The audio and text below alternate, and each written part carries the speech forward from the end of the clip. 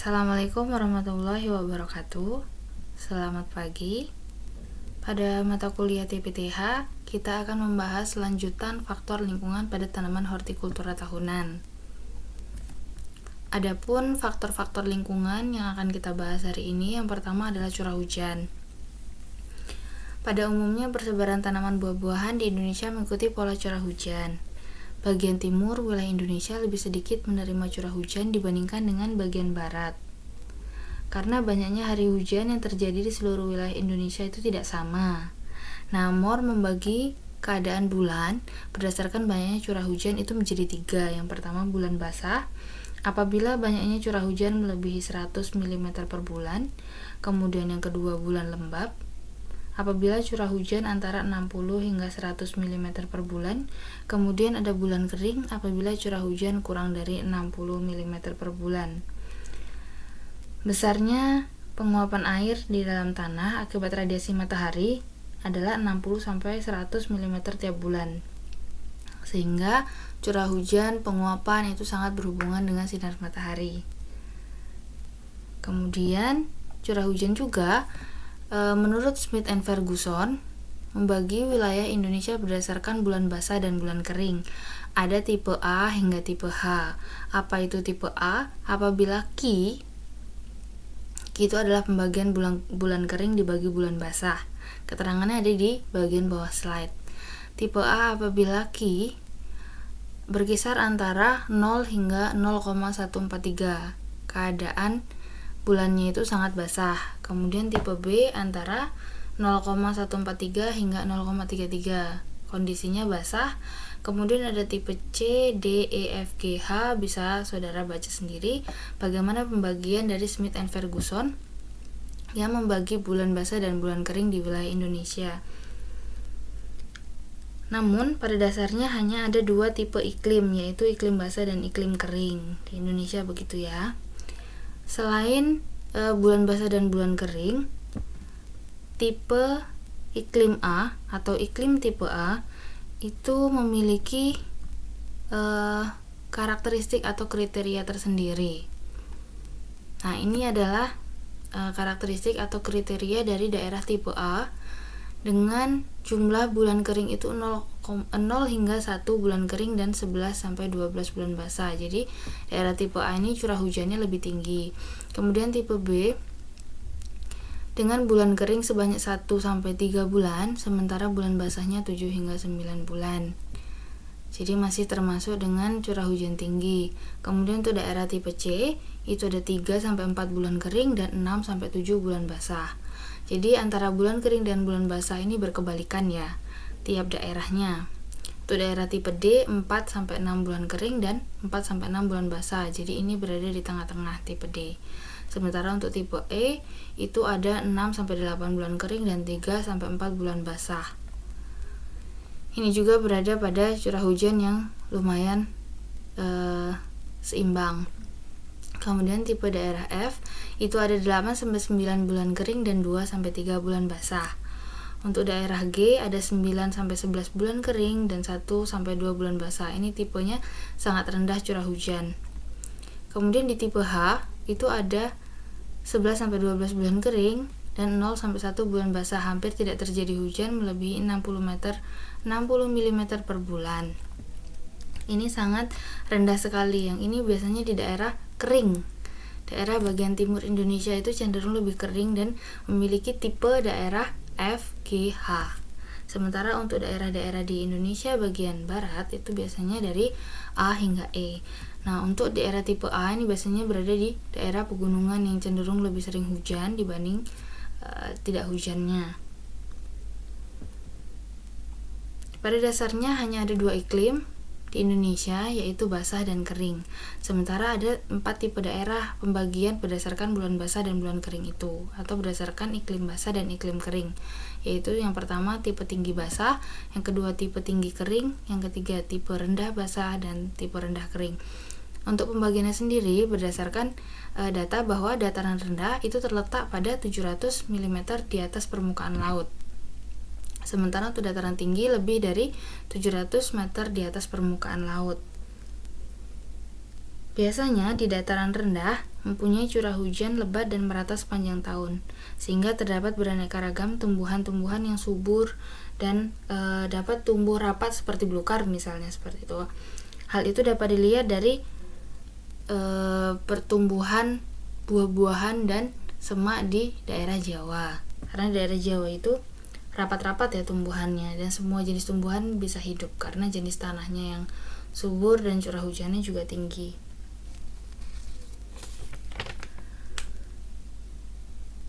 Hampir semua jenis tumbuh-tumbuhan itu dapat tumbuh baik di daerah dataran rendah yang beriklim basah sampai sangat basah, tipe A hingga tipe B.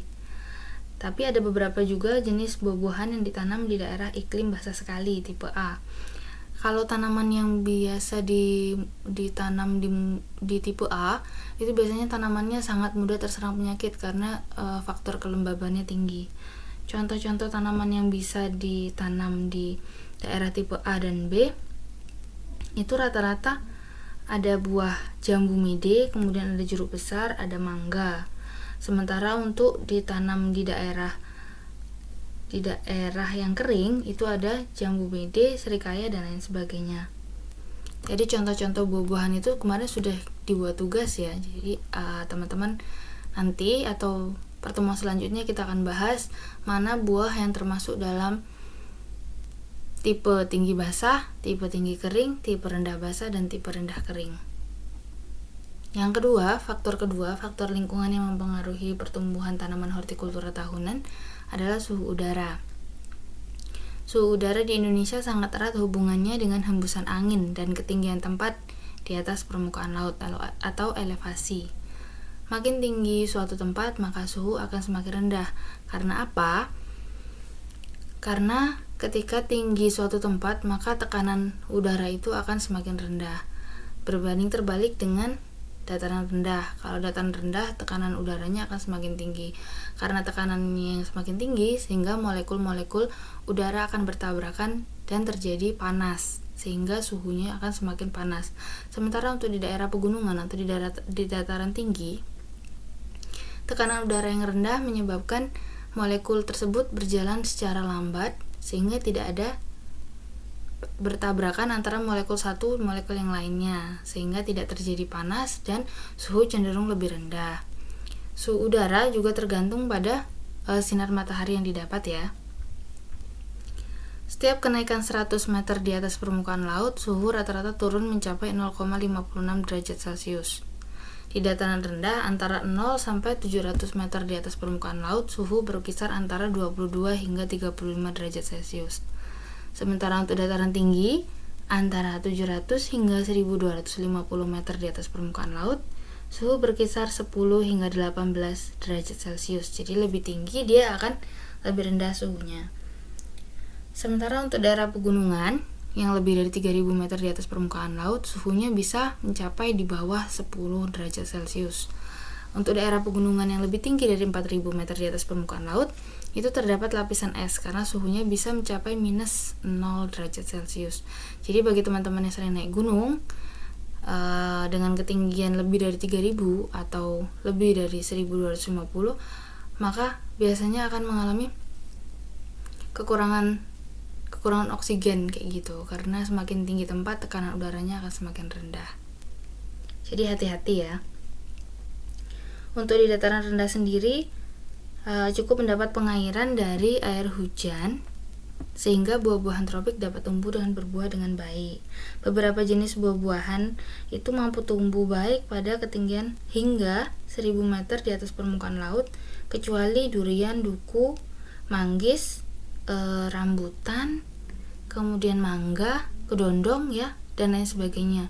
Untuk tanaman-tanaman itu biasanya dia tumbuh baik di dataran rendah, bukan di ketinggian 1000 meter di atas permukaan laut.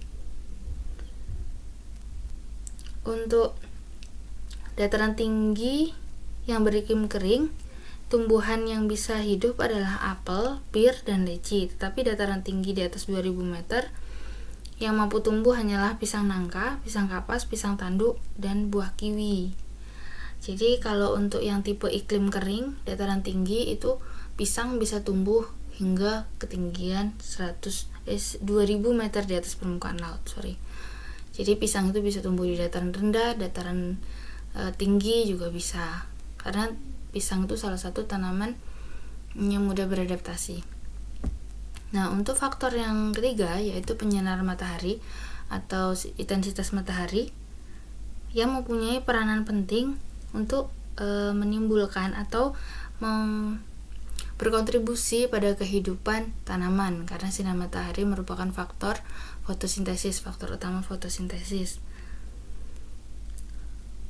Namun, tidak seluruh sinar matahari dapat mencapai permukaan bumi dan dapat diterima oleh tanaman, karena awan dan mendung atau kabut mampu menghalangi pancaran sinar matahari. Besarnya atau persentase sinar matahari yang dapat diterima oleh tanaman biasanya disebut dengan pias atau persinaran. Pada bulan Oktober hingga Februari, biasanya pias ini atau sinar matahari yang diterima itu kurang dari 100%.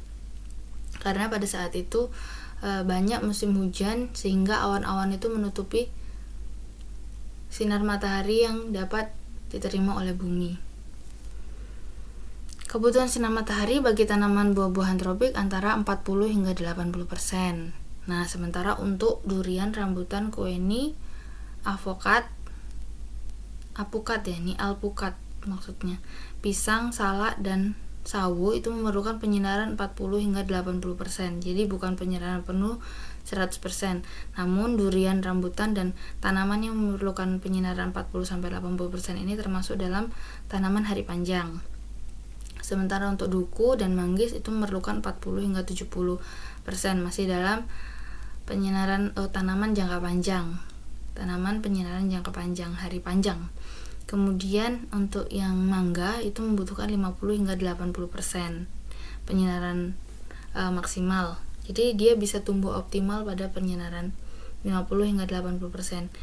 Untuk yang selanjutnya, matahari itu adalah pemacu pembungaan tanaman buah ya, untuk merubah sinar merah menjadi sinar inframerah.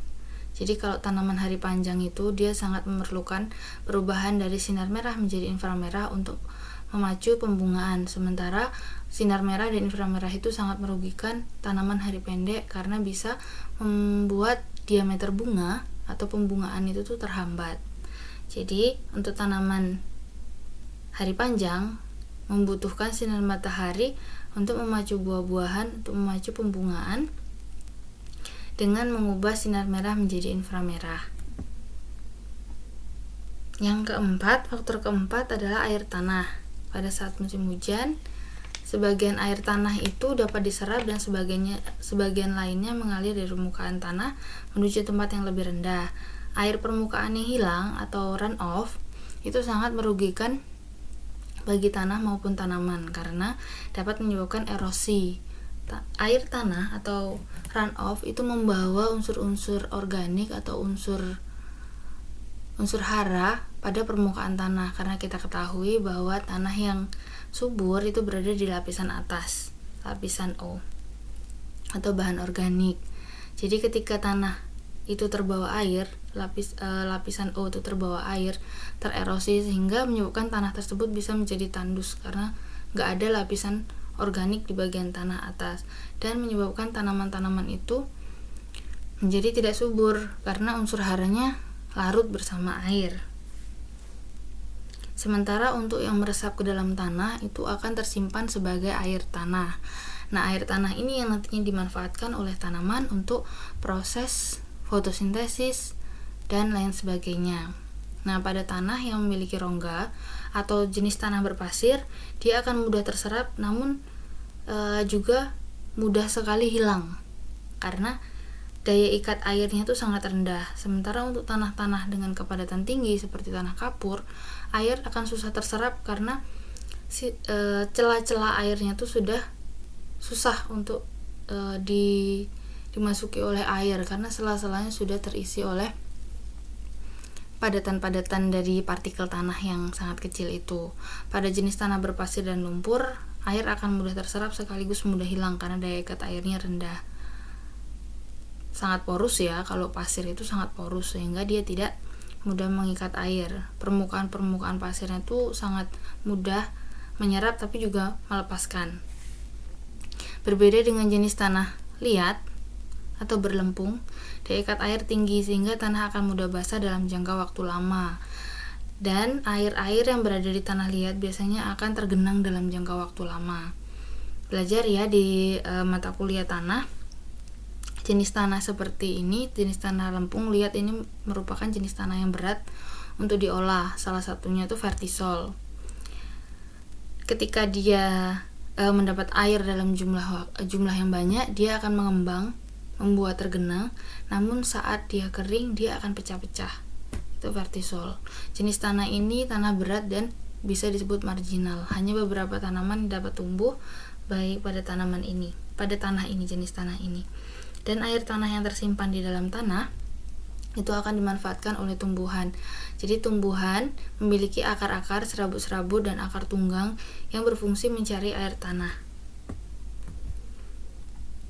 Berdasarkan kedalamannya dari permukaan tanah ya, berdasarkan kedalaman dari permukaan tanah, permukaan air tanah dibagi menjadi 4. Permukaan air tanah kurang dari 50 cm, sangat dangkal. Biasanya di bagian permukaan ya ini ya. Khusus untuk tanaman-tanaman yang semusim atau tanaman-tanaman yang memiliki akar serabut. Sementara untuk tanaman pepohonan, dia memiliki akar tunggang yang lebih dalam, bisa menyerap air tanah lebih dalam. Yang kedua, permukaan air tanah 50 hingga 150 cm itu termasuk dangkal. Permukaan air tanah antara 150 hingga 200 cm itu termasuk perairan air tanah dalam. Dan permukaan air tanah lebih dari 200 cm itu sangat dalam. Dan pada permukaan air tanah 50 hingga 200, yaitu yang ini dengan ini, merupakan air tanah optimal yang dapat diserap oleh tanaman, terutama untuk tanaman hortikultura tahunan. Sementara untuk air tanah yang kurang dari 50 cm dari permukaan tanah ya ini ya, 50 cm itu diserap oleh tanaman-tanaman semusim atau yang memiliki akar serabut bukan akar tunggang. Untuk air tanah yang lebih dalam dari 200 cm, sangat dalam ya, lebih dari 2 meter, ini sangat jarang diserap oleh tanaman. Akar tanaman itu rata-rata tidak sampai 2 meter. Biasanya di 150, antara 150 hingga 170. Begitu, sehingga dalam kondisi tanaman itu berdampingan atau polikultur, antara tanaman semusim dengan tanaman tahunan, mereka tidak akan bersaing dalam mendapatkan air. Karena bagian permukaan air tanah yang kurang dari 50 cm akan diserap oleh tanaman semusim, sementara untuk tanaman tahunan dia akan menyerap yang lebih dalam, yang tidak terserap oleh tanaman semusim. Jadi mereka tidak akan ada persaingan dalam menyerap air tanah. Berbeda dengan jika satu lahan itu ditanami dengan tanaman semusim, mereka akan menyerap air tanah di bagian permukaan saja. Gitu. Jadi akan terjadi persaingan perserapan air tanah. Begitu juga dengan perserapan unsur hara. Gitu. Itu adalah bagian-bagian atau faktor-faktor lingkungan lanjutan dari minggu kemarin. Jika ada yang ingin ditanyakan, silakan melalui WhatsApp group atau melalui Sunan ya. Semoga ilmunya bermanfaat. Saya akhiri, wassalamualaikum warahmatullahi wabarakatuh.